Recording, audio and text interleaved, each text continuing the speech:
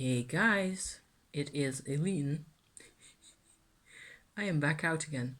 Well, in one way or another, I want to come out and talk to you about what's been happening because there's been a lot of, things merging, paths merging together, leading to results that are positively upsetting and frightening and also really validating in ways that I didn't think were possible. So, Witchy Check-in time has been a while. Last video I uploaded was about the 2 spinning wheels, I think. And so that was a general ramble. I have done a lot of spinning. I've done so much spinning, man. I have made a couple of really nice yarns that I'm quite proud of. Also discovered, as you do, how things work with different fabrics and different fibers, I should say. And so that's been really gratifying. I spend quite a lot of time spinning these days. So not now, also not this kind of weather, because as you can see per my outfit, it's quite warm and I've been in the sun a lot. So yay for that, because that was long overdue. I have been sort of hungering for sunshine and to fill up my tank. I mean, I'm an August child, okay? I'm a Leo. If I don't get any sun for longer periods of time, I mean, I can store energy quite well, but there's a point, just for everybody else, where I just don't know where to go anymore, where to take it. And I've been at that point for a couple of years, actually. And last year, the summer was a bit disappointing, what with our trip to Ireland, having all sorts of issues and travails along with it, and being sick a lot more. So the tank was kind of running on empty for a very long time. You know how it feels. I mean, I heard people talk, it's just like that. So over the past few weeks or so, I think, so it's May 13 today, it's Monday, and I have been making good progress also inside, where I'm actually rather proud of myself and rather, impressed, and how things are coming together. It's insane. It's beautiful, and I'm scared, and it's insane, and I'm just over the moon, and I don't even dare, which is why I make videos, okay? Because I don't really dare talk about the real things at all. So I try and make myself, and here we are. So yeah. This is all going to be very rambly, more rambly than usual. This is also fairly hot with the hair out like that. My hair is growing. I have done hair care routine videos in the past couple of times as well, because I changed my approach to my hair care. Yet another subject. Yes, life is full of subjects. Deal with it. I mean, I can't help the fact that my hair is also a lot happier. So the white parts of my hair are the old parts, and the brown are new parts that are growing in beautifully. And I have, more hair than before. I have more hair now, not when I was 16, but I have more hair now than 10 years ago at 57 and a half. That's good, I think. So, yeah. So, where to begin? Okay, so more sunlight has definitely been revving up my my vitality. I have spent quite some time out in the sun, and also even under the parasol back here, because this is due south going like this, so it's flat on full on sunlight. There's going to be a bit more rain later in the afternoon, which is like, it's now 2:30 nearly, and by 3 o'clock they said it's going to there's clouds also moving in. So yeah, so I'm just sketching the scene here. I have nice weather. I feel a bit better. I feel a lot better physically, and in terms of menopause and all that, where I've complained at you and at people on the internet before about not, having to power through your life. It just gets to be such a nuisance that you have to always deal with pain, deal with trauma, deal with things. It's, yeah, at some point I just get completely fed up with all that. I've been really good at avoiding dealing with things quite a bit, and it turns out that that's what I have been doing, so there's that as well. So the synchronicity, okay, the main focus that I would like to talk about at this particular point is that I have been using what I can only call witchy tools, incense that I made. This is an incense mixture that I made about 5 weeks ago or so, using cypress fruit balls, like these cones from cypress, 2 different types of cypress trees that fall off the cones fall off the trees that are in a little park over yonder that way, that we visit regularly. It's a nice place. It's very small, but it's very cute. It's got a pond, and it's got rhododendrons and willows and all that stuff. And there's a couple of those different types of cypress trees, and I collected the cones and ground them up in my mortar with some mugwort and a little bit of sage as well, and a little bit of a couple of resins, not too much. There's very little resin in here. And what else is in there? Oak moss, yes, you can smell the oak moss. Actually, it's beautiful. I actually am really pleased with this, and you can just make this type of incense yourself. You can just grind it into a mixture and then burn that on charcoal as well. Or do I have any of those cones? Yes, they're over there. Yeah, hang on a second. I'm going to grab one of those water cypress cones is what these are called. So that kind of thing, these are very resiny on the inside. The swamp cypress had slightly larger, quite a bit larger, twice the size, I think. Maybe not twice, like this size cones, and they're actually really sticky. They have a lot of resin. Beautiful stuff. I am going to be picking those up for the rest of my life. Every time I pass by there and I see the cones on the floor, I'm going to pick them up because it's just gorgeous. It smells really beautiful. So there's a connection here between the formula for this with the cypress, and especially the swamp cypress, and the formula of what I have been calling, so there's videos on my channel about that as well. I made what I have called in a otherworld kind of a essential oil mixture that smells really strong.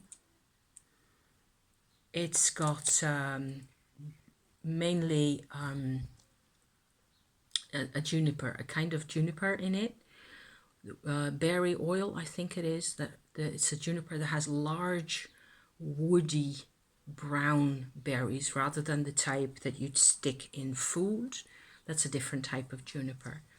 And I think there's also calmus in here. So there's a couple of plants, okay, that have this property where the spiel or the adventure making these, whether it's the incense or the oil or whatever else you're trying to do here, there's a property of a plant like the juniper and also the calmus that is also known as, I believe, spikenard. Those have a very strong root base, like a penetrating shape of a root that goes through levels into the deep soil. The spikenard, or the calmus as I know it anyway, is a form of a reed actually that makes these roots that have to really, hang on, cling into, grow deep into the earth to prevent the plant from being swept away by the currents and floods and whatever else. So there's a quality in there. It doesn't necessarily smell very nice. When you smell, especially the calmus is rather terrible, I think, in terms of smell. But the trick then is, in all these types of products, is to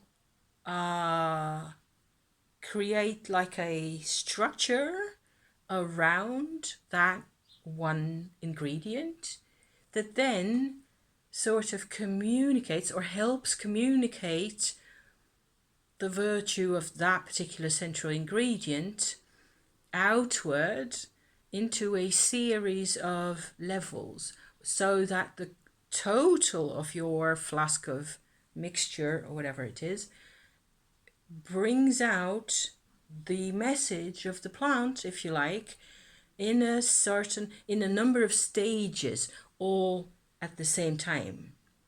So this is also the principle of what we know as abromelin oil. Okay, abromelin is this one, and it looks less dark than the other one. It's actually more of a honey color, like that. This is very simple to make. It has calmus and a particular type of cinnamon, like cassia oil, and myrrh in it. 3 things. The trick is the proportion. So you need most of the myrrh, half of that of the cassia, and yet half of that again of the spikenard. That's abromelin.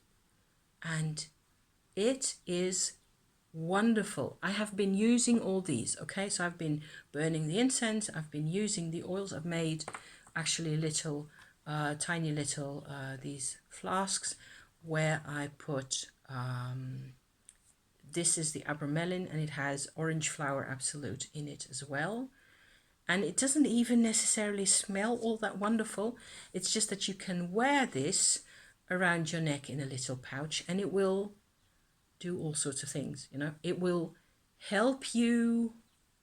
I believe this can help anybody, you know, in any way, but especially for me, what I was doing recently with all this stuff,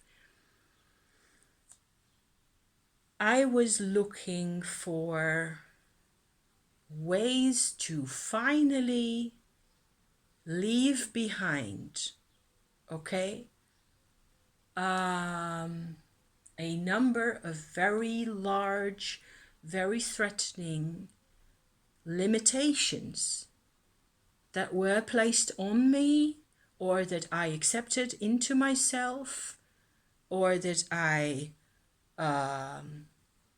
have fought my way around, you know, that I've also accepted myself. Limitations to who I really am. To who I really am on the inside, or beyond the inside, if you like. I, just like everybody else, every other human on this planet, I have adapted to the life. There's me, and then there's the life, okay? And I have made progress. And a lot of it, or half of it, of the progress that I have made, you know, is thanks to these little bottles and bits and pieces here. There are a couple of crystals that I have enjoyed using. There are a couple of tarot decks that I've enjoyed using. There's a crystal here. This is another marvelous example. This is not a rose quartz. This is a like a pinkish, salmony, not completely pink, but warmer than pink, calcite. Okay, it's a kind of fragile kind of a stone. I will have to be careful to actually stick it back in its bag soon enough, because calcite's quite fragile and it will just crumble, you know, eventually, or at least get lots of scratches and things like that. There's the right stone for the right person in the right circumstances. Crystals are a marvel. I love crystals. I will never have enough crystals in my whole witchy setup here, you know. However, they only bring out an element. Okay, they make me feel better. A particular stone does something because blah, blah, blah. Because that is the thing that I need to be working on, which is why this one's on my table. I like that. But it never really, okay, I've been working with this stuff and with the incense and with the cards and the astrology for that matter and all the rest of it for, I can say, for decades now. Yes. And it has always helped me. It's always given me a sense of coming home, you know, to all these things. I feel so much better if I have my mugwort or if I have my sage or whatever it is. I feel much freer, I feel much safer, I feel more stable, and so on. All the good things, you know? It turns out that in order for me to, okay, so there's a whole lot more to this whole self-searching story where I have, you know, I have shared on my channel, I have talked about having a soul retrieval experience, which I will need to revisit at some point, I suppose, in a video or in a vlog or whatever, because at this point, you know, it's always, there's different ways of looking at things, and a soul retrieval way of looking at things or a soul loss way of looking at things has to do with a non-physical dimension. It has to do with a spiritual dimension. It is really interesting. It can be, I mean, I still think that that was the best thing ever. And I needed to go through that whole story before coming to the parts that I'm actually into right now.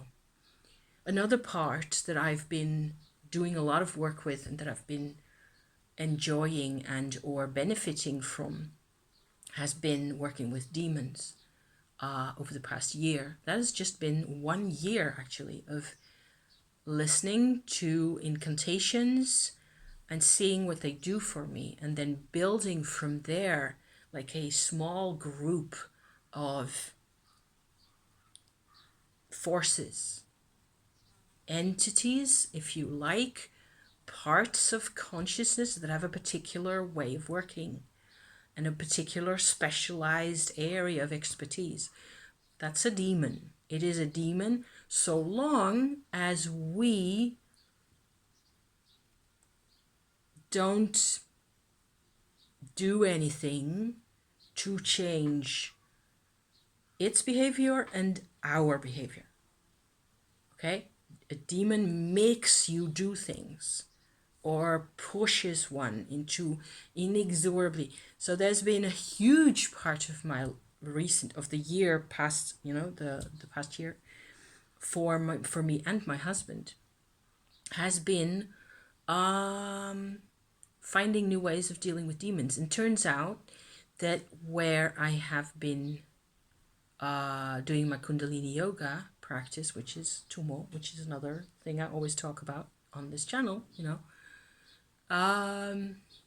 there's sort of a second half to your personal growth as you practice this Kundalini yoga practice like that, and that's called Chud. And it was pointed out to me by somebody who is subscribed to my channel, and that I, you know, communicate with occasionally over YouTube. And they said, have you seen this, that, and the other? You should, you know, is that what you're talking about? And because I was talking about my demonology interest and recent development, I was kind of surprised at how close a connection. I cannot now visualize even that I was talking about my demonology experiences and my, you know, work with incantations without the dimension at the time, without the dimension of Chud, without the energetic vibrational interaction that really happens with Chud. It's a whole different story. I made videos about all of this, and there are playlists on my channel where you can check it all out. You know, if I'm just talking gibberish to you, it's a lot of stuff. I cannot help that my life is full of stuff. I need all this stuff, okay, to become my best possible self eventually, hopefully. As it is, I was working with Hekate, as you do, you know, because that's what we do. My incense is called Hekate because I made this with the whole cypress corn thing business there. Apparently, after the fact, I can sort of see how all of this, all of the calmus and the spikenard and the juniper and the cypress, you know, all that was to reconnect once more with an inner level which I don't normally get to access. And it is the level where I think now, in my experience, or in my the flavor that it all has to me, is that is the place where Hecate lives. Hekate, this liminal figure. There's a sun daylight side, there's a moon darkness side to this figure, and there's a side of me that where I meet her, as it were, and it's the truest side of myself. Whereas in my mind and even emotionally, I can be all over the place, and I can be following all sorts of ideas and feelings and be drawn into all sorts of patterns, it turns out, and I completely forget who I am. Maybe this sounds familiar, you know? So, yeah. So it turns out that for a couple of months now, and before that actually already, I was, you know, intermittently and in different ways and with different techniques, like the chud and the tumor, with the spinning even, you know, I am constantly trying to get my different sides of my what I experience, to get them to come together finally, to become more of an integrated kind of a person, because I am done feeling fragmented. I am so done feeling scared and dissociated and having to reinvent life for myself every 5 minutes. I am over that. I mean, I cannot even express, I cannot begin to communicate, okay, the emptiness. The good news with that is that the more I actually study and learn about the emptiness, the more I figure it all out. And okay, this is where it gets hairy. The whole story gets more hairy than it was up to this point. This was all fun, okay? I was working with my Hekate business. A couple of weeks ago, I was actually sort of invoking Hekate myself, which I hadn't really done up to that point.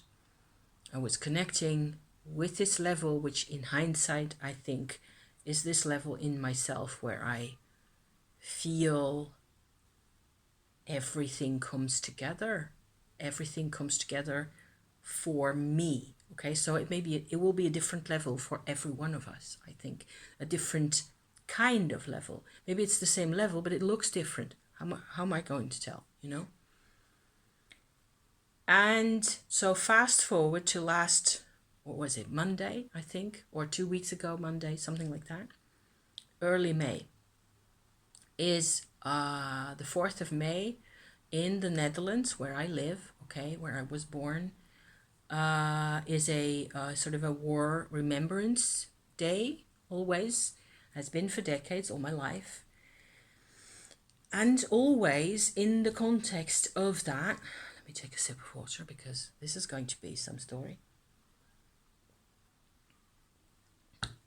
Always I get around to how do I find more information, more people talking about what it is like when you are the child of heavily war traumatized people, the child, the grandchild, the great grandchild of those people. When I myself I've had an interesting life. I've been through things. I have seen quite a lot of chaos. My parents divorced when I was 6 years old. That took 2 years to get done. Before that, there was quite a lot of, noise, and we were always moving house every couple of months, every year or so. We were somewhere else. It has been very chaotic. I have had certain levels of social growth, social personal growth as a human that I never got around to, because to do that, you need continuity, you need the same people to be in your life. I never had the same people except for my mother. So all this is just to describe a bit why I was into this, okay? And every year, more or less, at one point or another, I sometimes it's in the winter, I will go down a research rabbit hole to find more people talking about what it is like when your parents have had war trauma. My parents are not in my life anymore. Okay, so my mom is deceased 28 years ago. I think I should pause for 1 second and pull in my my bits and bobs. Hold the phone. Because as you can tell, the light is fading suddenly, and there's a massive grey mass of cloud coming in from the southwest that way.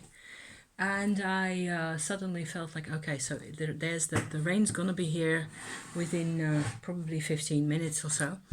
And then, my cushions were outside and there was stuff. So as I was saying, let me catch my breath.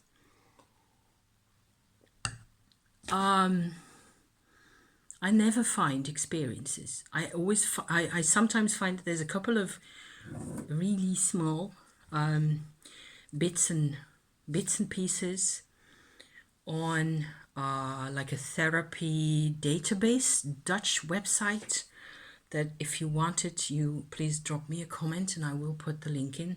It's like, it's useful for therapists, and I have read some of their pages to some effect where I could actually recognize some of the symptoms they were describing as my own or my mother's, where there is a one consequence of the fact that my mum was in a concentration camp in Indonesia as a kid, okay?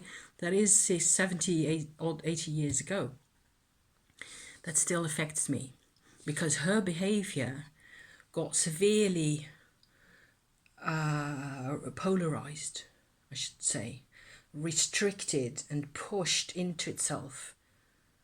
Partly because of that, there were other things going on. The relationship between my mother and her parents before the war wasn't ideal. So there's that whole thing, okay? I feel that it's very easy to sort of hyper-focus on the whole war victim situation, which was a massive deal. But there was more going on for her, certainly. And so I I never found anything else except for those therapy-based, like doctor kind of speak pages. They were informative but not really accessible, and certainly not like it was anything relatable, okay? Then, 2 weeks ago, okay, I find it's 1 week ago. It's 1 week ago. I swear, it feels like 3 months. That is insane. I found a newspaper article, a Amsterdam-based, Dutch newspaper, who has somebody writing for them, a reporter, journalist, who happens to also be a lawyer, who happens to also have some of this Jewish background that for me exists on my dad's side, where tends to be kind of a mystery because I grew up without my father or his parents hardly at all.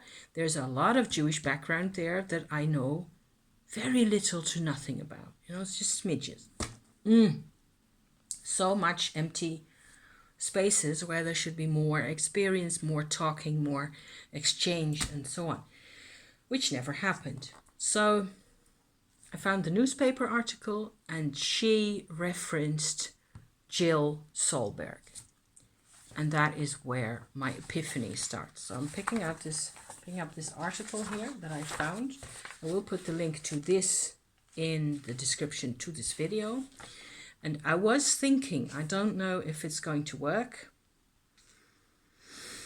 but I was thinking of reading the whole thing aloud in 4 sessions, because this is like, what, 28 pages or so, where I would go into all the details. I still think it's a grand idea. I just don't know whether I will manage it. This person, this author, this therapist has managed to capture the core of my life experience, single-handedly. It turns out, I think that she's sort of been, I don't get it. She has kind of been through the same thing as me, and she wormed her way out of it, and she thought and felt her way out of it, and now she manages to describe it from the inside and from the outside. Whereas on the inside, there's just this blank space. And she talks a lot about, so the title of her article is The Texture of Traumatic Attachment, Presence and Ghostly Absence in Transgenerational Transmission. So that's her thing, transgenerational transmission of trauma. So where grandparents are in case, she doesn't make any assumptions. She doesn't really go super far back in time. I believe, well, that's me, and I'm not an author. I'm not, in her position in any way. I believe it just goes back generations and centuries, really. But that's my belief, and it depends, I suppose. It depends on what people had to go through, when they had to go through it, how much support they got during or after. All that, plays out in next generations. So there's a lot of positive. And I personally have just recognized myself so hard in this article that I want everybody to read it. There. I have never had a moment of a several days worth of an epiphany where every corner I turn in my own brain, in my own memory, in my thoughts, I can see this, how she describes it, the way as a child you attach to whoever is closest to you, to their behavior, to their actions, to the way, even their priorities, I suppose, whatever it is that's coming from them. She calls it what they extrude, So involuntarily, my mother projected. The word projection gets used all the time, But she,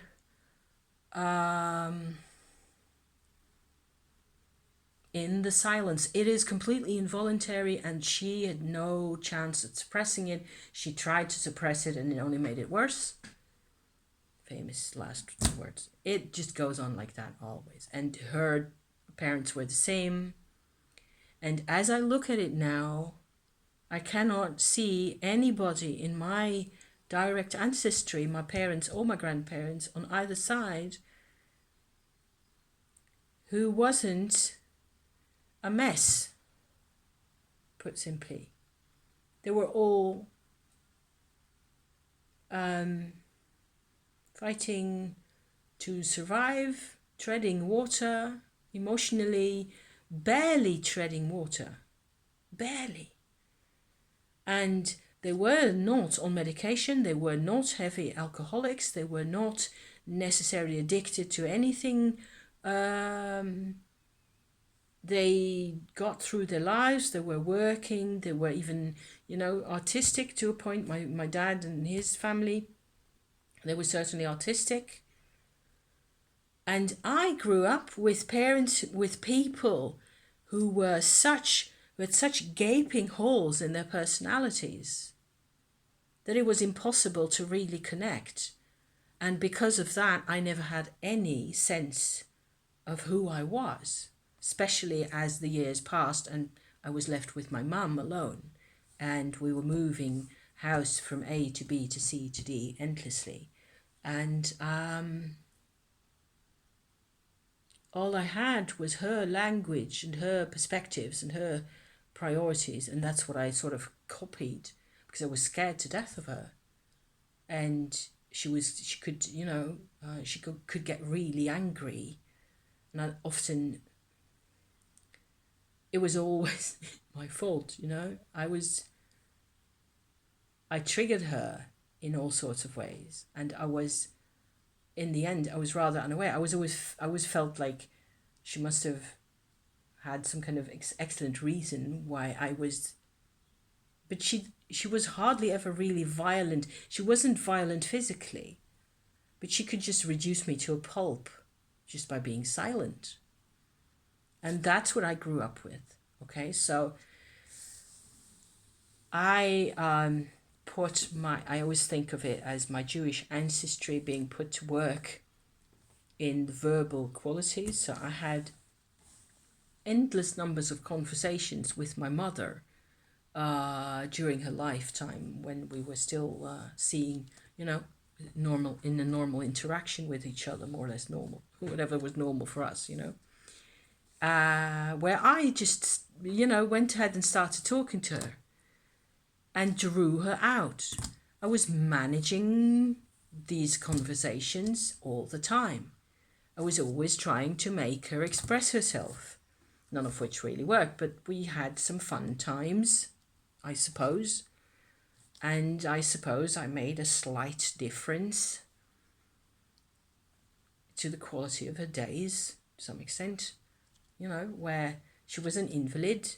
She was, she was not in a wheelchair, but she had a really hard time with her underbelly. I do believe that most of her physical ailments that I now, am aware of, that I've seen her wrestle with and fight with always, were physically and physiologically down to menopause, because I'm in menopause myself now and I recognize all the signs, all the tightness and all the lack of metabolism and the tensions and all that.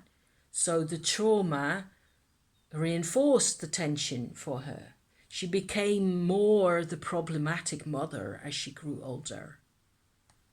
And she kept creating these problems for me and scaring me more and more. And when she died, I was 28. And I was like, I felt like I had no leg to stand on. I had no support. By that time, I was married to my husband for 7 years.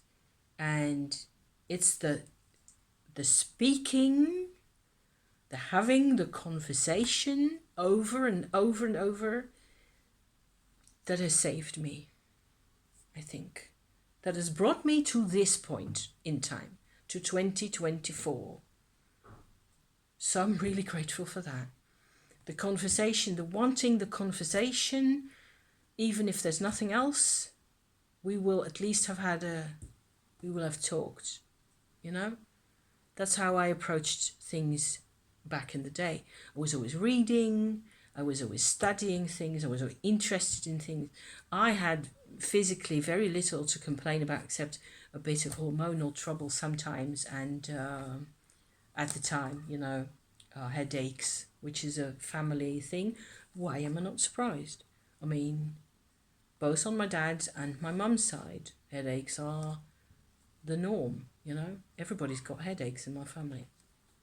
Every week that passes that I don't have headaches, part of which is because of my tumor practice, because that does do a lot, for the physiological metabolic, general well-being, I count as blessed. And these days it's actually fairly normal to, I occasionally still get headaches, and I see the connection to my lymphatic system most of all. So hydration is really crucial. There's a couple of things that you have to also do on top of everything else that make a big difference there. So, but this, I wrote an email to Mrs. Jill Solberg, whom she actually responded. So I'm halfway in typing a big ass response to her, because she was kind of like, how did you get my article, and how come that this is something that interests you, kind of thing. And I am just, I want to tell her everything, and I don't want to bore her, and I don't want to take so much of her time, and I think she's kind of going to be excited anyway, because I'm a textbook case of how nuts things can get, and this is just, I'm just one person. Finally, okay, I found my tribe of people who, whether I ever meet them in person, it doesn't even matter.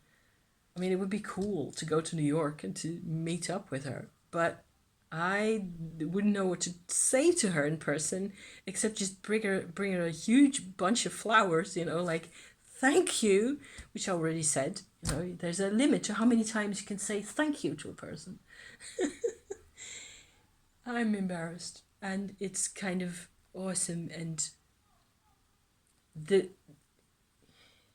it hurts, to notice and to be aware finally that there is a psychological mechanism as you grow up that is actually called attachment,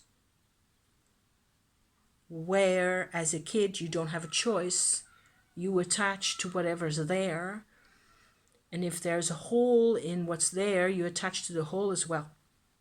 And there's a whole kind of a circus around the hole where it deforms the everything else around it. It's a black hole, I think. It's like these gravity well kinds of things where everything's distorted like a lens, around that thing. And when it's multiple things and it goes back multiple generations, well, I am so glad I got my Tumo and my Hekate, because Hekate finally is just a figure, so to speak, for me. It is one of the faces of the female life force that I have sitting around in my altar spaces and on my table here that I am connecting to. But basically and fundamentally and ultimately, it's all about how I find new paths, really.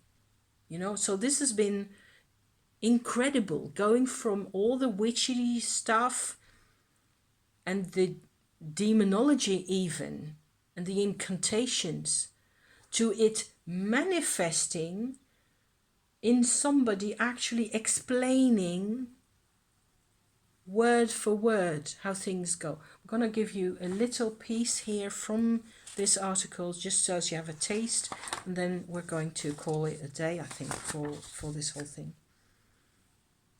Let me see.